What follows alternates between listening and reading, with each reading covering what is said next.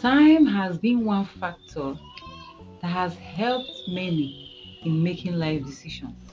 Time has proven many times the best way to handle things when it comes to making a choice in career, ministry, marriage, relationship, and anything. Time has helped.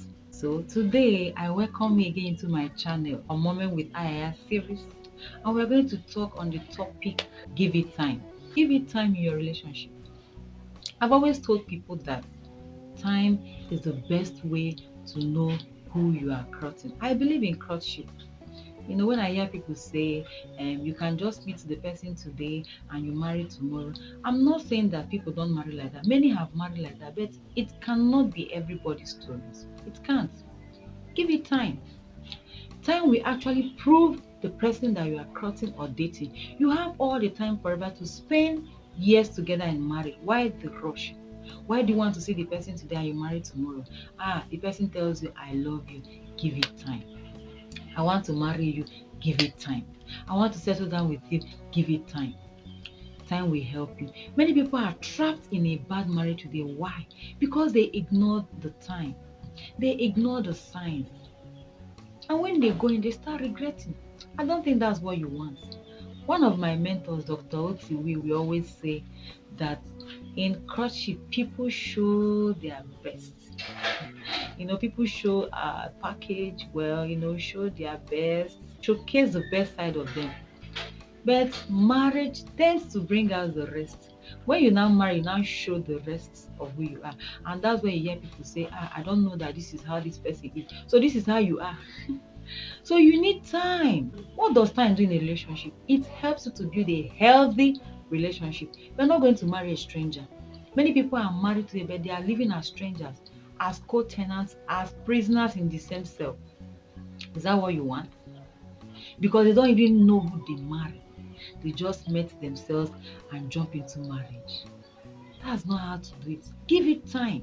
You need time to know who you are dating, who you want to marry. You need time. You need time to test your compatibility. You need time to build trust. You need time to build a healthy communication. How well do you know the person? Is the person temperamental? Is the person stingy? Is the person accountable to anyone? There are some persons that nobody talks to them, nobody advises them, nobody influences them. So that means tomorrow, if something happens in the marriage, you don't have anyone to run to report them. I remember years ago when I was having suitors before I finally settled down. I remember I had one suitor. It was someone that connected us both. I went for a program because I'm also into music, and the man is a pastor, and he met me on stage ministering, and he felt this one is a ministry material. I'm going to recommend her for my son as in one of his church members, like he said. And after everything, he met me, we exchanged contact, and he started telling me about one of his members who was his closest son, and that he would want him to marry me, that he was looking for a wife to settle down. I said, no problem. Who does not want to marry? And with time, he traveled back to Lagos. I was in the East then. Not up to 1 week, he called me and started pressurizing me that when are they coming to see my parents? I say, how? We just met. I've not even met this guy. You only told me his name, his business, and where he came from. I don't really know him. Is that how they marry? He said, no, no need that. The guy is good. We will make a good couple. I said, sir, you are not going to do the marry for me. I'm the one directly involved. So I need to know the kind of thing I'm going into. I need to know who he is. After back and front, we finally met each other. Let me tell you, that first time of meeting, there was no attraction. There was nothing. Okay, that's not just the issue.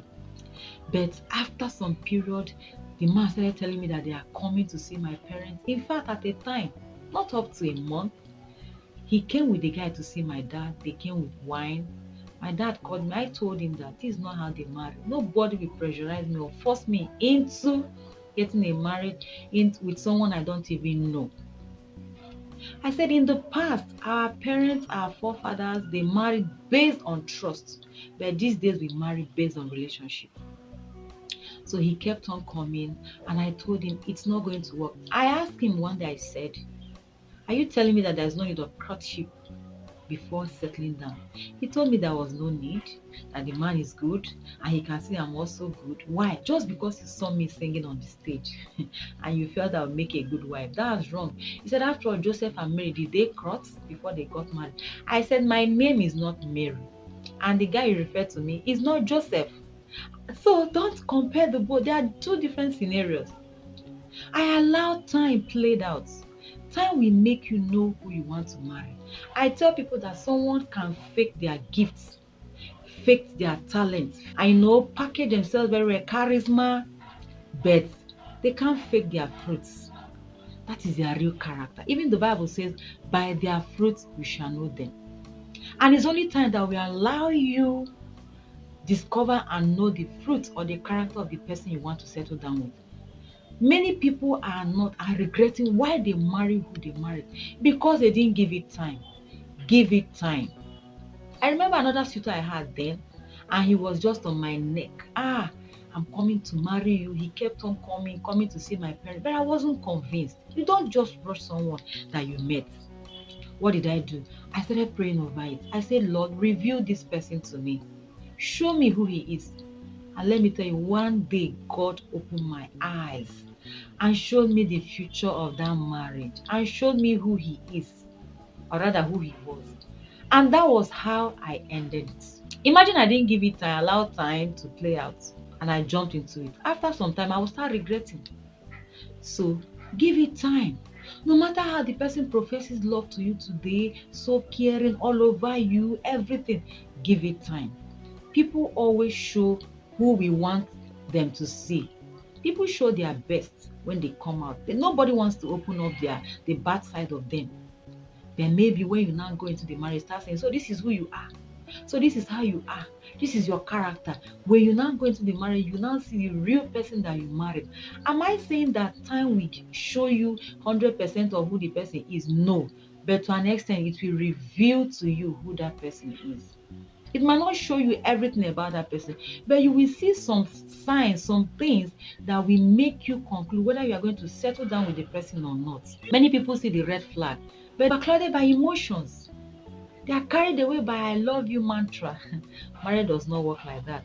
It's a different ball game. And there is a saying that if love blinds your eyes, my dear, marriage will open it. So what am I saying today? Give everything time before saying I do. You need to enjoy a healthy marriage. You need to enjoy a marriage with your friend, not a stranger. Marriage is all about friendship. So why settling down with someone that you can't freely relate with? Someone you can't be coming home and you are happy we are going home to meet your love. No, now. For how long will you do that? Many people are dying inside a bad marriage. Even people that God has placed destinies on their shoulders, they can't do anything because they are trapped. Is that what you want? They can't do anything because they are trapped in a terrible marriage. And let me tell you, even when you go in and you say you want to divorce, you might divorce, but the scar will be there. The wound, the injury, the pain, you won't forget. So is that what you want? I encourage you today, no matter how sweet that relationship is going, give it time. Pray over it. Look out for the things that you need to see. Open your eyes. Look very well. Don't be too spiritual or too religious. Open your eyes and know who the person is. Don't be carried away by the charisma or the religious aspect of them. Don't. Thank you so much for being here today with me again. If you have any question or comments, you can put it in the comment section. Please subscribe to our channel by hitting the subscribe button so that every week we post videos like this, you'll be able to get notifications and be part of it. Thank you so much for being with me again on Moment with Ayaya series. I will see you again. Thank you so much. Bye.